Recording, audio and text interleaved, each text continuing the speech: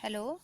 In our next lecture, we will study the next point of our chapter, that is reflection of light at a plane surface. By using hygiene principle, you can explain this reflection of light at a plane surface. For that, we have the plane wavefront and one plane surface. For example, mirror.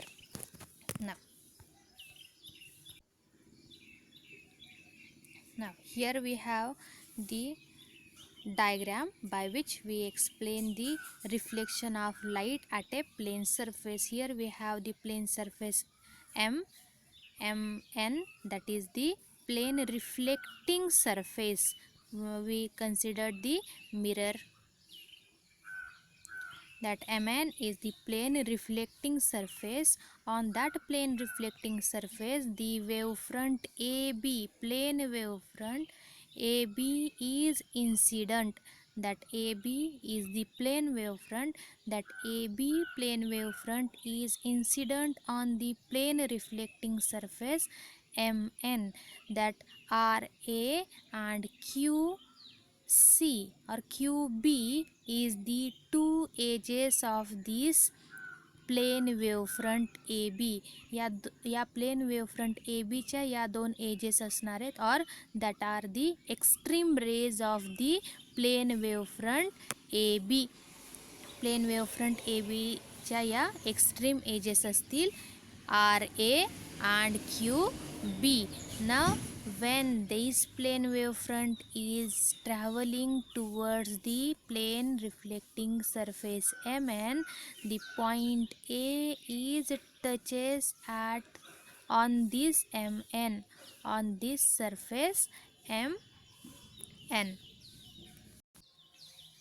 Here considered at time t equal to 0, the wavefront or point A of this wavefront AB is touches on the plane surface MN. Means at time t equal to 0, point A is touches or incident on the reflecting surface MN, and after time t equal to capital T, the point B is travel towards the reflecting surface and then incident at point C. Means at when time t is equivalent to 0, point A is incident on the reflecting surface, and after time t equal to capital T, point B is incident on the reflecting surface at point C. जसा wavefront A B in time 0 to T या 0 to T या वेळामध्ये wavefront A B ही MN या plane सरफेसवरती येऊन incident होणार आहे. या टाईम 0 टू टीमध्ये या ए बी प्लेन वेवफ्रंटमधले वेगवेगळे पॉईंट हे या प्लेन सरफेसवरती येऊन इन्सिडंट होतील, and all these points are behave as a secondary source which emits the light in backward direction in the form of hemispherical shape.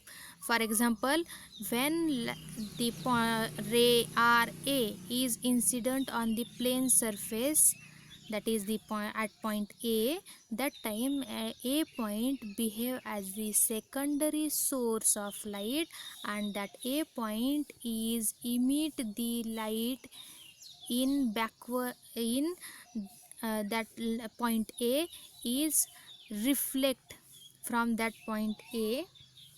We observed the secondary wavelets are started. या point A पासून secondary wavelet start होणारे, and that forms दी हेमिस्फेअर. या secondary ए पॉईंटपासून secondary wavelets start होतील, आणि या secondary wavelets तुम्हाला हेमिस्फेअर create केलेला तुम्हाला इथं ऑब्झर्व होणार आहे. म्हणजे जसा time T equal to capital T होईल, that time we observe wavelet from the point A on the same side of the reflecting surface. या रिफ्लेक्टिंग सरफेसच्या सेम साईडलाच तुम्हाला या ए पॉईंटपासून वेवलेट ट्रॅव्हल झालेल्या ऑब्झर्व होणार आहेत.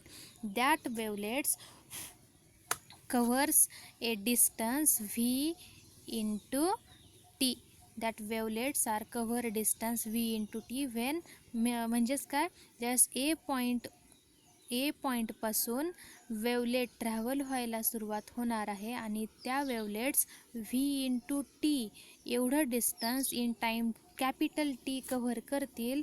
त्या सेम वेळेमध्ये पॉईंट बी हा सीपर्यंत ट्रॅव्हल करणार आहे. At that same time point B is reaches up to point C. याचाच अर्थ असा, ज्यावेळेस ए पॉईंट हा वेवलेट इमिट करायला सुरुवात करतोय त्यावेळेस पॉईंट सी हा लाईट इमिट करत नाही. At that same time C can not emit wavelets. म्हणजेच काय, तर ए टू बी या प्लेन वरचे पॉईंट या प्लेन सरफेसवरती येणार आहेत आणि या प्लेन सरफेसवरती इन्सिडंट होतात in different time from 0 to T. 0 to T या वेळामध्ये तुमच्या ए बी या वेवफ्रंटवरचे पॉईंट या प्लेन सरफेसवरती येऊन इन्सिडंट होतात. That points R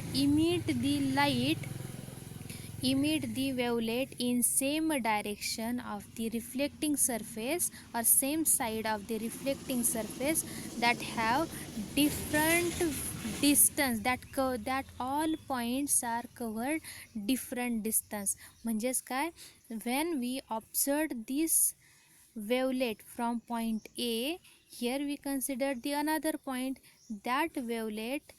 That point emit the wavelet in same side, but the distance covered by that wavelet is different than the point A. If we considered any point of the plane wavefront AB which reaches that point is emit light in same side of the reflecting surface that is cover distance different than the v into t. म्हणजेच 0 to t या वेळामध्ये A B या वेवफ्रंटवरचे point हे M N या plane सरफेसवरती येऊन incident होतील आणि हे all points behave as the secondary source which emits the light in same side of the reflecting surface, and they produce the hemispherical wavelets of different radii. वेगवेगळ्या रेडियसच्या hemispherical wavelets हे points इथं produce करणार आहेत. म्हणजेच V T to zero अशा इथून V T to zero या वेगवेगळ्या रेडियसच्या वेवलेट्स इथं क्रिएट होतील. जसं की at time capital T A produced wavelet of the radius vt, but at that same time capital T C cannot emit the wavelet, means distance is 0. म्हणजेच A to C मधले जे points असतील त्यांच्या radius ह्या VT to 0 एवढ्या असू शकतात. आता इथं बघा, आपल्याला वेगवेगळ्या रेडियसच्या वेवफ्रंट इथं ऑब्झर्व होऊ शकतात. In time 0 to T we observe the different wavelets in point A to C which having different radii VT to 0. We draw the tangent of all these wavelets, means we take the envelope of all these secondary wavelets EC. That EC is the envelope of these all wavelets which produced in between A to C. या A to सीमध्ये ज्या काही wavelets create होणार आहेत त्या सगळ्या वेवलेट्सला हा आपण ई सी हा टँजंट इथं ड्रॉ केलेला आहे. That E C tangent behave as the second wave front.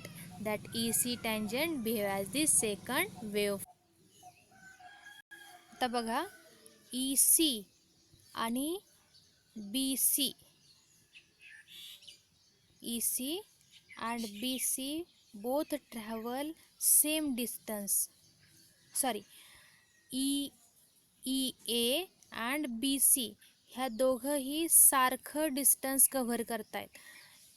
AE and BC in time capital T, A reaches up to E and B reaches up to C, means the distance AE and BC both are same, and that distance is AE equal to BC equal to VT. That is same distance. Here we observe the same distance. Now AP is the normal on the reflecting surface MN. So the incident ray RA produce the angle I with that normal PA, means here we have the incident angle RAP is the incident angle. इथं आपल्याला angle RAP हा incident angle observe होणार आहे. That is the incident angle which is produced by this normal PA, where RA is perpendicular to AB. RA हा ABला perpendicular असणार आहे आणि AP और PA is perpendicular to AC. RA हा ABला perpendicular असेल म्हणजे इथं 90 डिग्री अँगल होईल आणि PA is perpendicular to AC म्हणजे इथं 90 डिग्री अँगल होणार आहे. So angle BAC is also equal to I. Angle BAC is also equal to I. हा अँगल BAC I का होतो? Angle BAC is also equal to I. That is the angle I. हा angle I कसा होऊ शकतो बघा. Here we have the explanation. बघा तुम्ही समोर डायग्राम ठेवणार आहात तुमची. बघा इथं आपल्याला माहिती झाले RA is perpendicular to the AB. RA हा ABला परपेंडिक्युलर आहे त्यामुळे अँगल RAB हा असेल 90 डिग्री. बट तुमचा अँगल RAB इक्वल टू असणार आहे angle I plus angle R plus angle EAB असं तिथं तुम्हाला ऑब्झर्व होणार आहे. म्हणजेच काय, अँगल RAB आहे तुमचा 90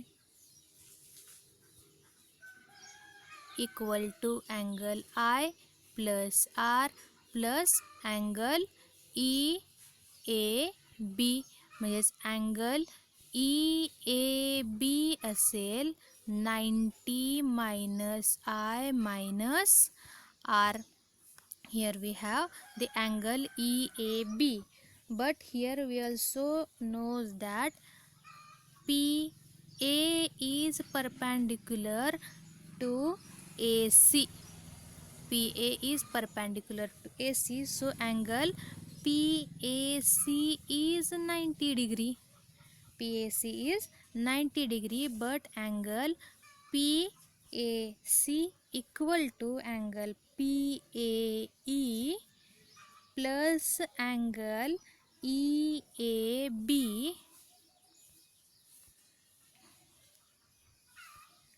plus अँगल BAC. म्हणजेच PAC हा जरी 90 डिग्री असला तरी त्याच्यामध्ये तुम्हाला 3 अँगल झालेले ऑब्झर्व होणार आहेत. Angle PAE plus angle EAB plus angle BAC. PAE असणार आहे R प्लस EAB हा आपण इथं काढला तो किती आहे 90 minus I minus R plus EAB नाही माहिती आपल्याला BAC. आणि हा angle PAC is 90 degree. Here R get cancel. इथं प्लस आहे इथं मायनस आहे. R get cancel. इथला प्लस 90 इथला लेफ्ट हँड साईडचा 90 कॅन्सल झाला. So angle BAC is equivalent to I. So here we get the BAC is equivalent to I. इथं आपण बघितला बघा angle BAC is equal to I. हा अँगल BAC याप्रमाणे तुम्हाला I झालेला कसा I होतो हो आहे आपल्याला या एक्सप्लेनेशनवरून सांगता येईल. सिमिलरली आपण इथं एक अँगल होतो ECA. हा ECA सुद्धा याचप्रमाणे आपल्याला इथं दाखवता येईल. That angle ECA is the R. कारण का तर इथं बघा तुमचा RB